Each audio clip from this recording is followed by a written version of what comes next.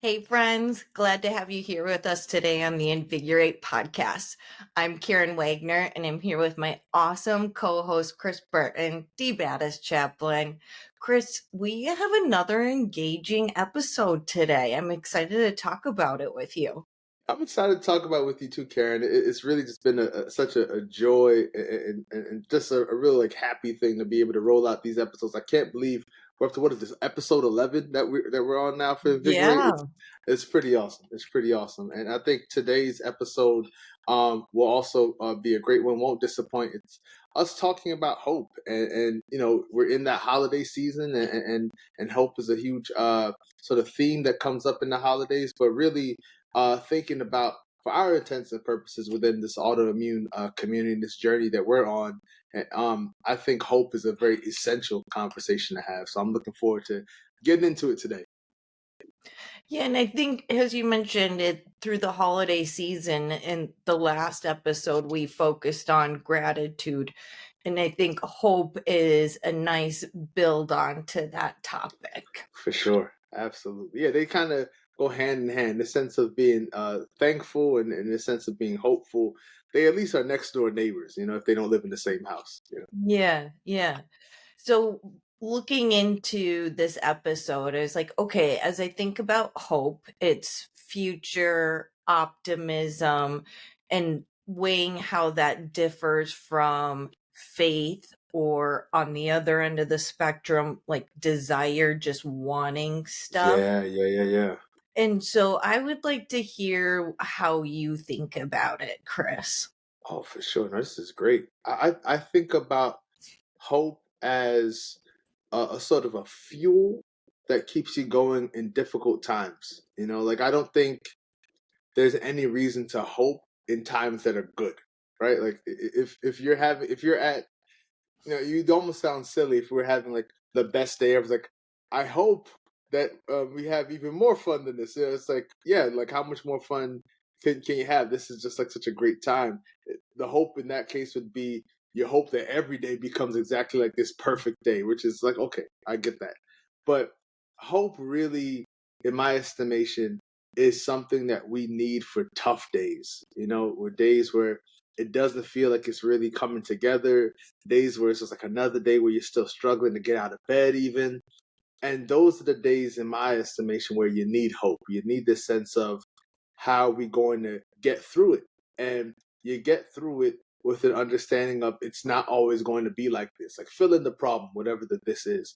But hope is this deep conviction that whatever problem it is, no matter how awful it is, that problem is also temporary. And there's always going to be a point in life where that problem, no matter how big and bad it is going to be in your rear view. And that's something that really can encourage you in the middle of a difficult time. Like if you knew, or I don't know, just make it something light. Like if you're on a sports team and the coach can't make us run laps forever. like there's gonna be at some point, even if it's another hour of practice like this, at some point the coach is gonna blow that whistle and practice is gonna be done. And that, as painful as it is to run another lap and another lap or do another push up, whatever it is, that at some point it has to stop. And I think that's what hope reminds me of, at least, is this reminder that no matter how difficult times are, difficult times will end. They will pass. Wonderfully said. Hey, thank you. You said, I know this will pass. Yeah. Times will change. And one thing that I was looking at and reading about with hope in general is some people or you can mistake it for just blind optimism Right, right. or empty positive thinking. Yes, But I think it's deeper than that. And for with you sure. saying, I know, it's having that faith, it's knowing that times will change and you're going to be able to get out of it or pick yourself up from those experiences. No doubt about it. And, some practice that I've taken up recently, Karen, is I like to walk, especially when I go back home. I like to walk in, down streets or in certain parts of town, and trying to remember where I was, you know, 3 years ago, 5 years ago, 10 years ago. And so I do this because two things happen. One, I think about the problems that felt so big and so scary. And so, how am I going to get through this? I did not believe at that point that this too shall pass. I did not believe that at that point. But now those problems are in the rearview mirror. Like, I don't even, I'm like, oh yeah, that's what I was tripping off of back in 2014 or whatever the year is, right? And then I also think about the things in my life that I'm grateful for, that I'm excited about, that I may even just take for granted at this point because it's now just so normal, that I would have really, really hoped for, wished for, and wanted back in 2014 or whatever the year is. And so that for me does exactly the opposite of what you're talking about. I love that you sort of talk about what's often described online as like toxic positivity. Like there's a thing, and I know a lot of folks who are listening who are going through our journeys with all the autoimmune diseases and disorders can relate to this sense of optimism or positivity that is just like willfully ignorant of how bad things are, right? So it's different from hope in the sense of hope says, I know things are bad and I know that the bad thing can't last forever. Whereas toxic positivity says things aren't bad. Look, there's a butterfly outside. Things aren't bad. That to me is not the same. We're not trading in the same currency right now, right? Like you have to be honest about where things are, right? Like when I think about when I had clots in both lungs, right? Like if you held up an X-ray of my chest and it looked like someone spilled Skittles on the screen, that wasn't a good thing, right? Like we can't just be like, well, I mean, at least your eyes work. Like, don't do that to me. Like it's like like you see the same thing I see. This is bad. Yeah. Hope says, yes, I know this is bad. This is difficult. This is awful. It sits in that moment of like things being awful with you, and it also tries to find an exit together, right? Not an exit that pretends that this never happened, but it's okay. How are we going to get through this? Because I think that's the difference. Like toxic positivity to me is ultimately fragile and leaves us fragile because it requires us to lie to ourselves. It requires us to be dishonest with ourselves. Hope, on the other hand, thrives off of honesty. Like it's the honesty about where you are currently and where things are going to go in the future. So I think hope rather trades in honesty, whereas toxic positivity trades in lies. Yeah, it's that fake surface level inauthentic versus true honest authenticity Mm-hmm. about the situation. But Exactly then it. the optimism to know that this too shall pass. Right, right, right, right. Because I don't think optimism is completely bad, right? Because I know sometimes Right. people will say, "I'm a realist," and they're really cynical. It's like you're real cynical. That's what you really are. I think optimism serves a point in terms of helping us to imagine. It taps into that childlike unbridled like expectation of like, what if we had ice cream every day? Like there's something that is really pure about that I don't think we should throw away in the name of saying we're more mature and we're more reasonable and we're being more real about it. I think you need to be realistic, but you also need to be creative. You also need to be imaginative. You need to expand the horizons of what's possible, right? Like it took optimism to say, I bet we can create an airplane, right? Like that took optimism. It took optimism to say we can get to the moon or we can, Usain Bolt can run faster. Like all of these things took optimism. Like realistically, no one can run that fast. No one can do that. That's realistic. But how do you break barriers if you're not optimistic? Hmm. You have to be creative in solutioning how to make your situation better, and that Yeah. it does take a lot of creativity and effort and optimism, but that therein lies the hope, Hmm. that there is a brighter future. Yeah, absolutely. Because it has to. I mean, what else? what's the point if we're just gonna say this is bad and that's it? Like, what's the point then? And I think that we have such a danger of, what's called like nihilism. Like, so I often define nihilism as that part in a Bohemian Rhapsody where Freddie Mercury's like nothing really matters. Like, Yeah. I think if we allow that to become the pervasive way of thinking, it just poisons everything. Like, what's the point of having any relationships? What's the point of having any accomplishments or any reason to get out of bed if nothing matters? Like, there has to be something that matters. And I think part of that mattering is you mattering. And part of that mattering is saying, like, there's people who depend on me, and I depend on people. Like, I'm a part of this network of beauty that exists. I have to do my best to maintain my role in that. Like, I think if nothing else, that should motivate us to just reject nihilism and reject the sense of there's no point to it all. We're all done for. I don't think we can fully live that way. Well, and as humans, it's impossible to have utopia. Right. So you need those downtimes and those hard times to Mhm. appreciate the up times. No doubt about it. And For sure. how much you embrace that is how you influence your life. Oh yeah. Oh yeah. Not because it's really, I don't think people, like, folks who've listened to this show have heard me talk a lot about habits, but I haven't shared enough about mindset. And I was just talking about this on another podcast. We were talking about this great book Carol Dweck wrote, and it's used by a lot of educators, but it really translates across the board. It's called Mindset. And in the book, she talks about fixed mindset versus open mindset. It's like a fixed mindset would say, oh, I can't play the trombone, therefore I'll never play the trombone.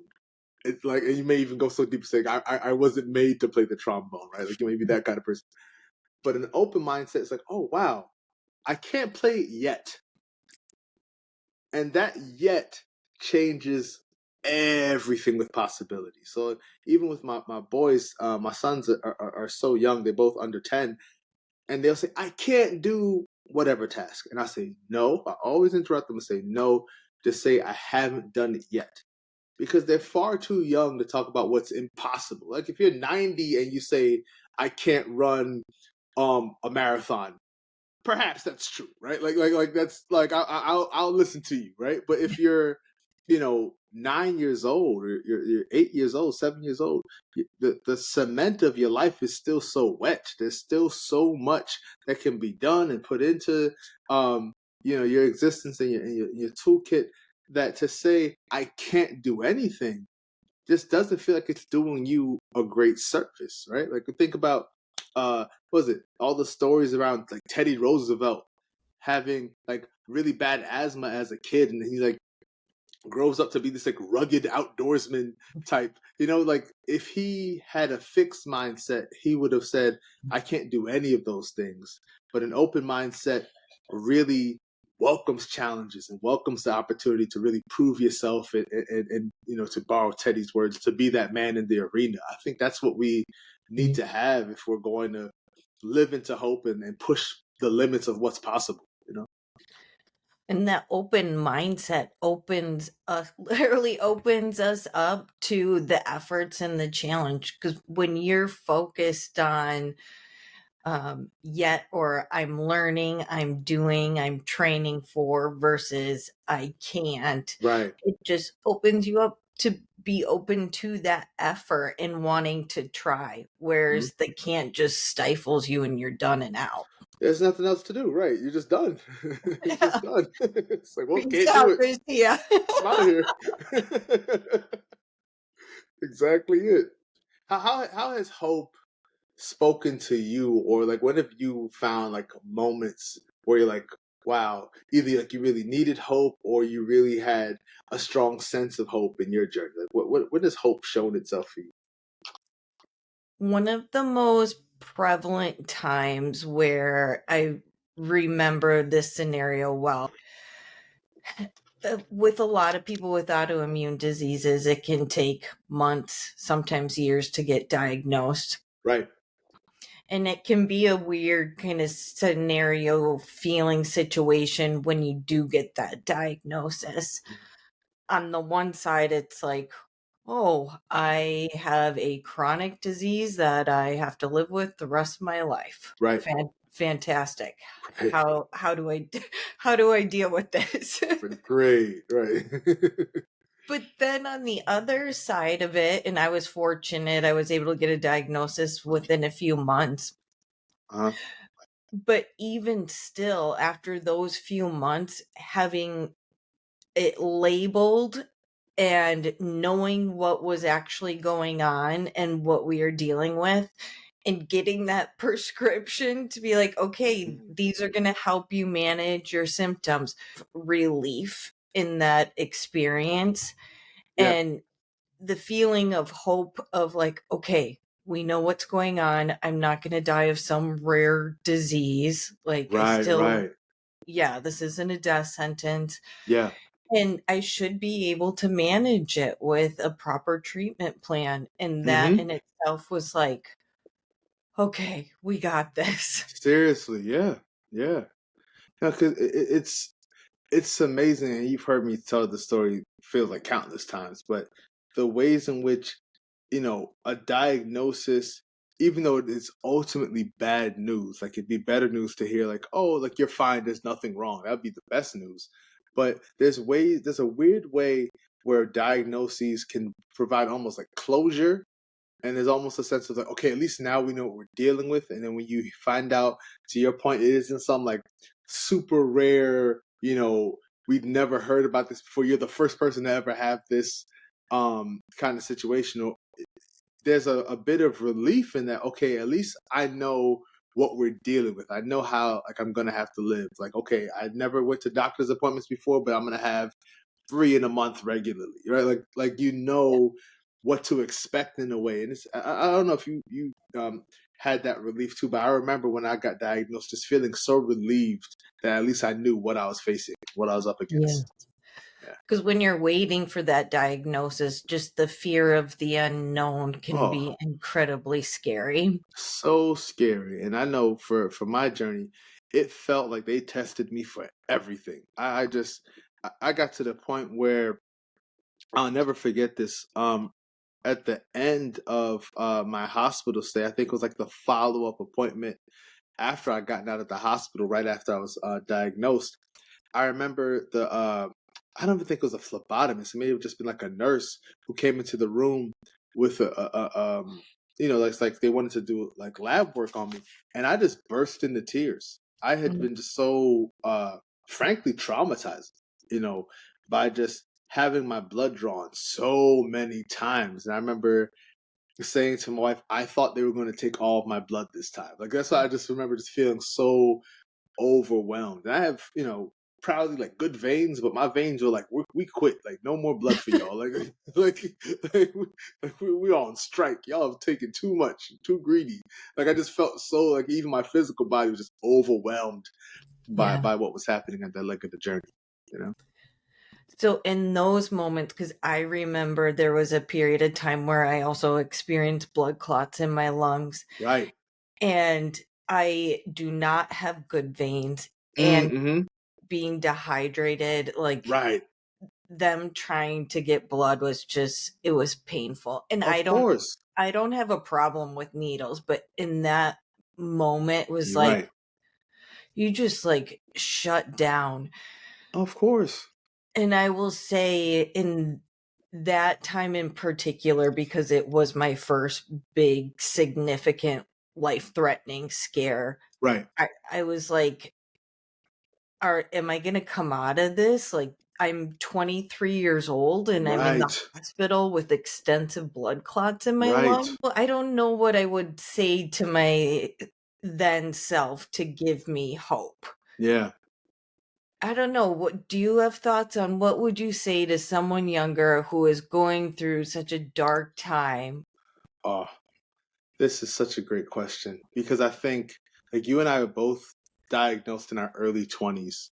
And I remember a huge feeling I had, especially because, you know, Instagram was just coming out and like Facebook had been around for a while, but you get to see like all the cool stuff your friends are doing. Like these platforms are about the highlights, right? They're not about, oh, you know, I'm dehydrated and the veins gave up. Like that's not what you put on Facebook or on social media. And so I'm there, you know, on the way to like, you know, a rehab appointment where like I'm learning how to like walk again or trying to get my strength up or like all these like things, and you're the youngest there. Even if you like doubled your age, you're still the youngest person there. You know, In your walker. in your walker with everybody else, like, you know, eating almonds or whatever, and you're just like, this is not fair. This is not how my early 20s are supposed to be. I'm supposed to be at Ibiza or someplace. Like I'm supposed to be living it up. And it's really hard to convince yourself. I'm trying to do that mental exercise of going back and talking to 25-year-old me and saying, it's going to be fine. Like it won't be exactly the way you pictured it, but it's still going to be really great. I don't know how much that station in life would have accepted or appreciated that. Like now I can, because I think there's a way that the journey changes you. But I think we were just so young and so ambitious and so driven. It's really hard to take folks like that and tell them, sit on the bench for a while.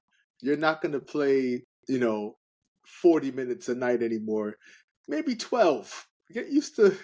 And maybe only when we're winning by a lot, then you can come out and, you know, low risk.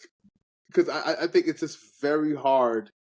And I meet, it's at least within the lupus warrior community, I can say I've met so many super driven people within the lupus warrior community, and I can't imagine, beyond my own experience, just how painful it is to take folks who are that locked in, whether they're like, I'm going to do a lot of service, or I'm going to like be amazing in the business world, or I'm going to be amazing as a parent or as a spouse, whatever the drive is. It's painful to take a person like that and say, slow down. And that's what this has made us all say and do, is like, slow down. And I just don't know, even though I feel like I have the words, I just don't know how much 20 something old me would have wanted to listen to that. It's just too painful. Yeah. Yeah. And I don't know if I would have heard these words, but you in the beginning of the episode talking about hope is what you have to get you through those tough times. Mm-hmm. But in part of that is knowing that this will pass. Time change. Yes. And so this isn't your forever. No. Yeah, as hard as it is, I'll never, that time when I was in that hospital for, it was 9 days, but it felt like months to me. Of course. And you're on lockdown because you got those IVs in and you're not going anywhere. Right. I got a text from a friend to go on a ski trip and just being like, oh my gosh, like I'm in the ICU right now and my friends are doing their thing. It was such a realization that I felt like I was on another planet. Right. Right. Right. But I could have used that, hey, this isn't forever. We're gonna get through Seriously. this. We got this. Yeah. That's the truth, right? Because think about it in this way, Karen. You know, 20-something-year-old you couldn't imagine what your life is like now. Right. Because they would have thought, like, I'm finished, like, I'm done. They would have never thought you'd laugh or have happy moments or still accomplish things. Like, all those things felt so out of the question because of how bad things were. Not even how bad things seemed to be, how bad things were. Like, you're in the ICU. I've been in the ICU. It is not a very hopeful place. You know, it feels like, oh, this is it. And to know that that feeling of this is it wasn't true, that's a celebration thing right there. For sure. For sure. There's life after that hospital. Oh, yeah. Oh, 100%. 100%. I didn't even know what a podcast was back then. Did they even exist? They somebody was in somebody's basement. It It wasn't all this. It wasn't all this. I promise you that. It wasn't all this. But to your point, you can't even begin to fathom what it's like in another 10, 15 years. Right. But being able to dream and have that hope that it'll manifest in some way is just so important. No doubt about it. No doubt about it. You mentioned there are a lot of very driven people in this autoimmune community. Mm-hmm. Driven, maybe type A, a little more Little go-getter. Little go-getterish. for sure. And I think one thing that would help me back in the day, and it's very much helped me through my journey, especially during those dark times, Yeah. is taking those times and looking at it as an opportunity to rest and recover so you heal further than you were before you went into Oh, yeah. this. Yeah. Whether it's listening to podcasts or reading, whatever you can do that's low key to Right. help you mentally stay active Right. will help you get you through those periods where your physical abilities don't look like they typically would. Yeah. Yeah. And it's so funny because I remember, like my wife will tell you, when we first got together. This is a great story. I remember early on. I don't remember if we were engaged or married or still dating, but I remember like visiting her family, where they lived in Maryland, and it was like a Saturday afternoon, and they're a nice house, and so I'm like walking around the house, and it's so quiet at like 2 p.m. on a Saturday.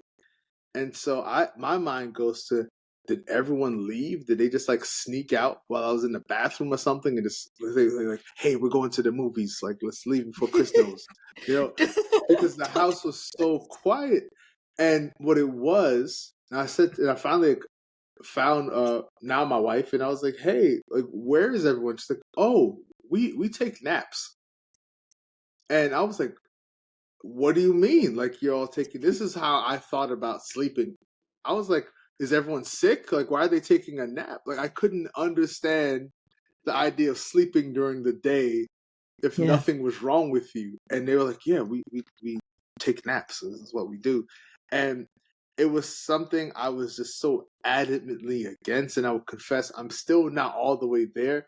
Most of my naps are an accident still. You know what I mean? I'm not really like a intentional, oh, let's take a nap. I'm just like, oh, I was reading this book and then I woke up and my glasses were smushed into the book. That's what happened. And so just thinking about that sense of building and rest into the day is still something that I'm really, really working on.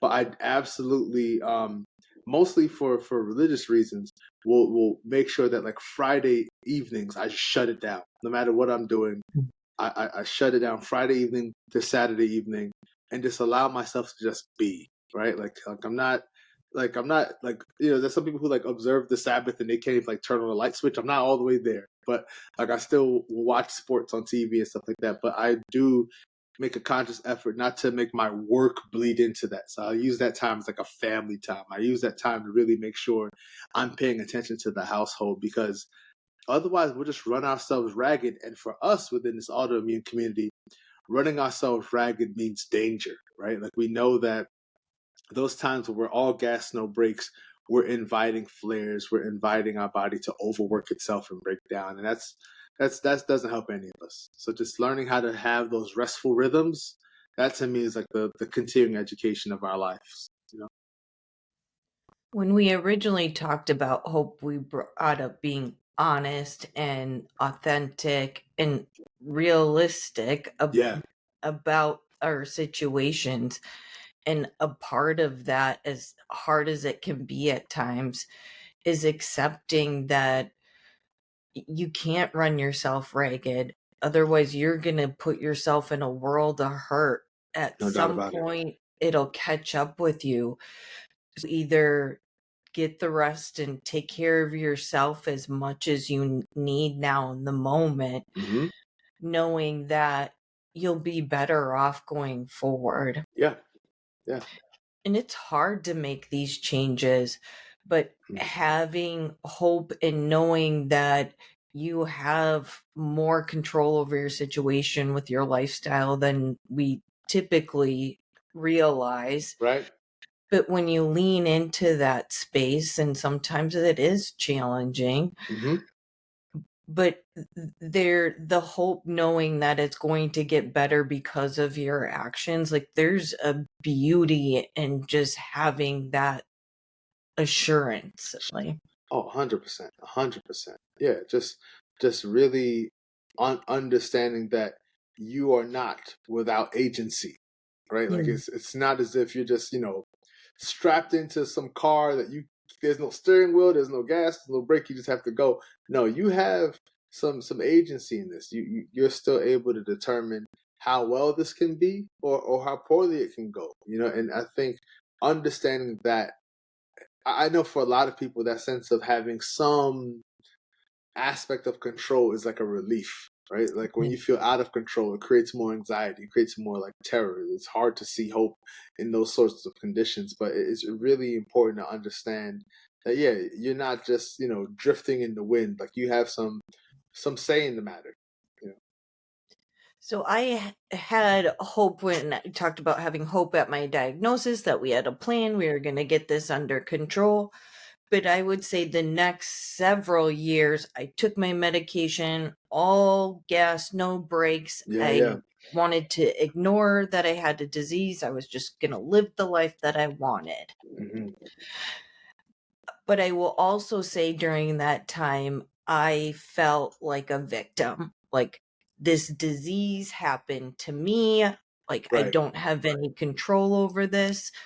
So, to your point about having agency, as I dug into the disease, learned more about just health in general and autoimmune diseases, Hmm. then that gave me the information to know that I do have more agency over my health situation than I typically thought. Right. And Right. that in itself gave me so much more hope. It's like, yes, I Absolutely. have this, but I can influence it in how I structure my day and live my everyday life. It's Mhm. that gives me so much hope, you Right. know? Right. And when you're saying that, Karen, it made me think about how information helps to sort of like weaken the worst case scenario you have in your brain, right? Like there's so much space that anxiety and worry and fear tries to take up the whole room, tries to like almost like smoke, tries to go into every corner of the room. But if you educate yourself and allow yourself to be educated on like, here's what you can do, here's what this lab result means, or here's what this symptom is indicating. All those things can help to dispel that worst case scenario that we jump to and run to, right? Like this, oh my gosh, this means it's over, right? Like, no, like it doesn't mean it's over. It can mean this. And I think allowing yourself to be an active participant in your own journey rather than sort of a passive participant is a world of difference. Yeah, and to build on that active participation, I think it's 360 with all of our relationships. So one, with your provider, make sure you're asking questions. Well, what does this lab mean if it's way high or low? Mm, And making sure you're using that time to understand what the specific medical situation is. right. And then I would also suggest leaning into this community, the Facebook group Yes. community. Yes. When you have people who are going through similar things and are further ahead in your journey or even behind, you can learn from all stages. Hmm. That too can dispel some of the anxiety around this is happening to me. I feel isolated. It's like Yeah. we've all been through a lot. And I think you've said it best before. This is one of the strongest communities because of how challenging these diseases are Oh at goodness, times. yeah, yeah. Because think about the resilience that we have to live into. Resilience isn't an option for us. It's not like, oh, I can visit resilience sometimes. Like, no, I need to be resilient, or I'm not going to be here. Like that's. Right? I think that's something that's like a common thread throughout this entire community. So, yeah, that's why I stand behind that understanding of us being a strong group. Yeah. I like that you bring up resilience because I feel like hope is a springboard for Oh resilience. yeah, absolutely, It's like you absolutely. just can't be resilient without having that hope that it's going to get better. No chance. You just lay down on that mat otherwise. Yeah.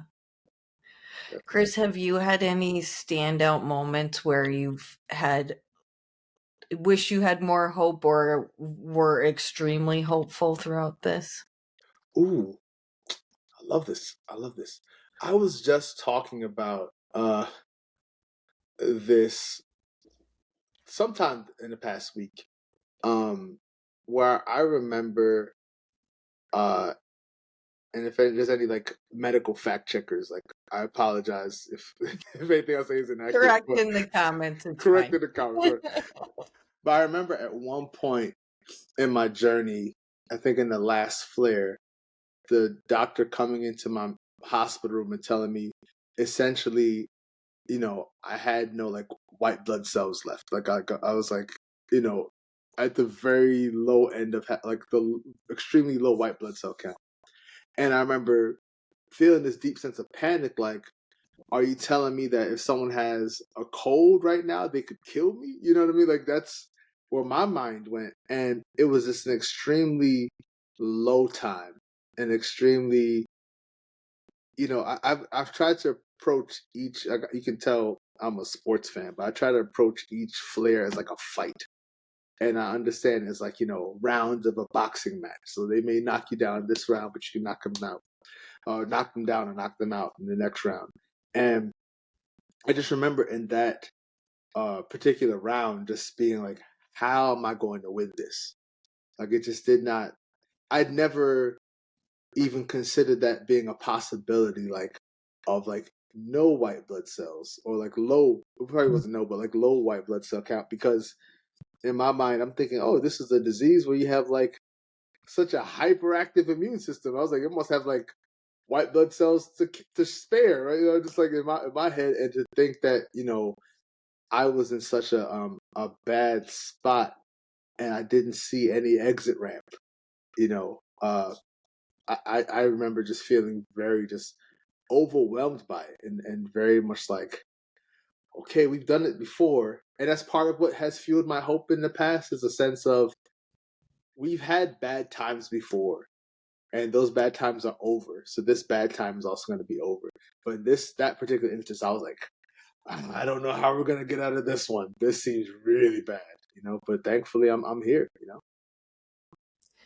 And you just take it one step, one day at a time until you're through it. That's all you can do. That's all you can do. Have I shared that story about the farmer and his donkey?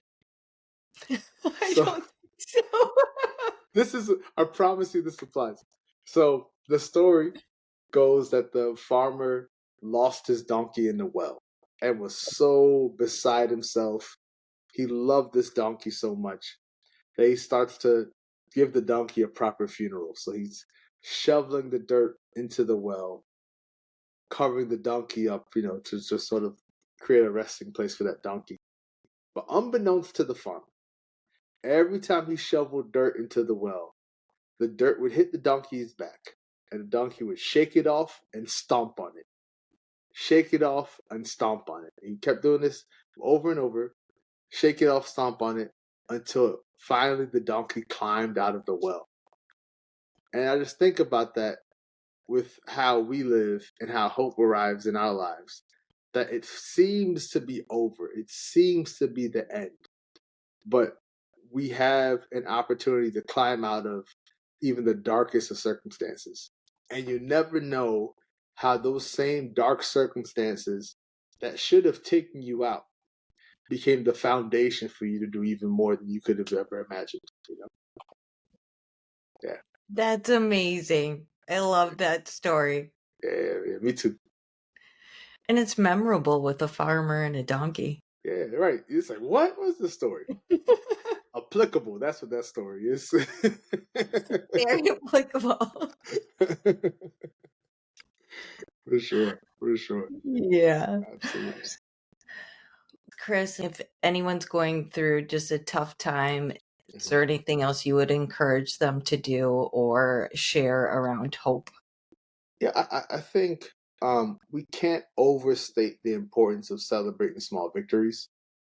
Just every single day, there's something you're doing that's allowing you to keep going, right? And if you really break it down to that small of a compound of like, okay, I couldn't do the extraordinary. I couldn't go on a ski trip with my friends. I couldn't go to Ibiza or someplace in Europe or something like that. But I'm able to, for me, I'll keep it all the way funky. There was days where I could not walk to the bathroom unassisted. So the days where I was like, look at me, I made it to the bathroom without any help. That's a victory, okay? Like you have to break it down and almost in the same way that you would cheer on a toddler for doing small things. You got to be your own cheerleader. Just like, look at you cutting up your food by yourself. Like you did this. You're holding a knife and a fork. Go ahead. You got to cheer yourself on because otherwise you're so distracted by that wanting to get back to normal, which to me is such a fool's errand because normal's gone. This is your normal now. Like you have to be able to celebrate the fact that you're still here. There are things that you couldn't do yesterday or a week ago that you're getting your ability to get back to. And who knows where this journey, because of the awful things you've been through, who knows where this journey can take you? It can take you into a space that, had I not had lupus, obviously I wouldn't be on this podcast, but also there's a lot of things I learned about humanity that I just would not have learned that you can only learn through experience and not just through reading someone's book about it, but you have to go through it, and going through it, in my estimation, that's what allows us to have the sort of empathy that allows us to treat other people well, because otherwise, had I not gone through my journey and I heard about your journey, the most I would have to offer you is I'm sorry that happened to you, which is still kind of me putting myself here and you here, like, oh, that sounds so terrible. I'm uncomfortable. I don't really want to talk about it anymore. Can we change the topic? I'm gonna find someone else to talk to. Versus when you're like, oh man, you had that happen with your veins? Me too. Let me tell you about it. Now we're on the same level. We're able to share the stories. You feel a sense of I'm not alone in this. I feel a sense of I'm not alone in this. We're building bonds with people we didn't expect to be bonded to, and we're having like a depth of like love and compassion for humanity, hope for the world that we otherwise would not have been able to tap into. So when you think about it that way, yes, it's not the same thing as what we were aiming for, but it's a worthy thing to be a part of. Yeah. And hope that knowing that you can go through it and grow through it Yeah, together, that's a beautifully optimistic future no at doubt the about it. core of it. Yeah, no doubt about it. Well, Chris, I will say in my journey and just talking to you, like I've become more hopeful and just seeing how you live every day and branched out of kind of my world. So just thank you for that and being a part of this journey. Oh no, it's an honor and a joy. Sincerely, man. This is great. Thank you for everything you do with Invigorate, and I don't know. I'm just really excited to think that there are people who are in the same position that you and I were once in, who are going to hear this, and it's going to help them, and that to me makes it all worth it. Yeah, I do have to say, and I'll encourage you to check it out regardless, but especially if you're going through a hard time, you should check out Chris's TEDx talk. The link is in the show notes. I watched it this morning and it honestly brought me to tears. It was in a wonderful way. Yeah, Like, yeah. so if you need a pick me up or just looking for an extra boost, I really encourage you to check that out. Thank you for that, for sure. Yeah. Glad it helps. Yeah. In the meantime, like, subscribe, do all the things you're supposed to do to help us spread the word about this podcast and invigorate. Thank you for being you, and stay hopeful. Absolutely. Take care, y'all.